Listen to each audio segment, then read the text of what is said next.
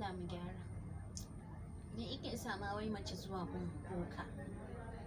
Wata fa akan saurayi ne, wata akan 'ya'yan mijinta, wata kuma akan kishiya, wata akan uwar mijinta, wata ma mai kankat akan mijinta take zuwa, wata kuma a'a ta ga saurayin ƙawanta ya mata kyau, ya mata tana so ta same shi, za ta je gun boka.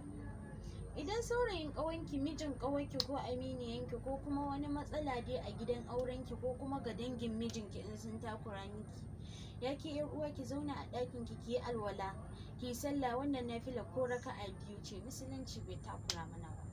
Raka'a biyu kawai kika zauna kika kai kukanki ga Allah, kika sake yi, wallahi kina ta yi din nan, za ki ga Allah yana sauƙaƙa miki abin cikin kwanciyar hankali, ba sai kin je kin bi malami da boka.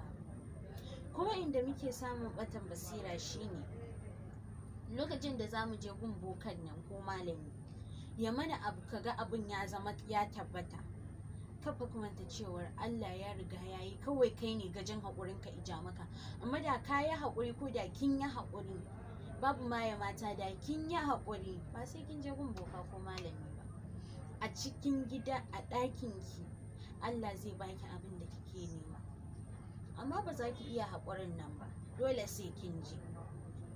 Wannan haƙurin kawai kin yi, wata ta yi haƙurin shekara 10, shekara 5, shekara har 20, wata ta yi wannan haƙurin. Abin da yake faruwa a fim novel fa ba gaskiya ba ne, kar ku ɗauka irinsa ne yake faruwa.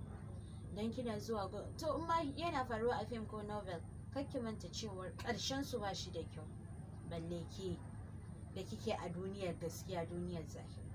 Ina zuwa gun boka ko malami, su kansu novels din da suke rubuta littafi suna nuna cewar wannan zuwa gun boka ko malamin hatsari ne. Za ku ji sun ba wa jaruman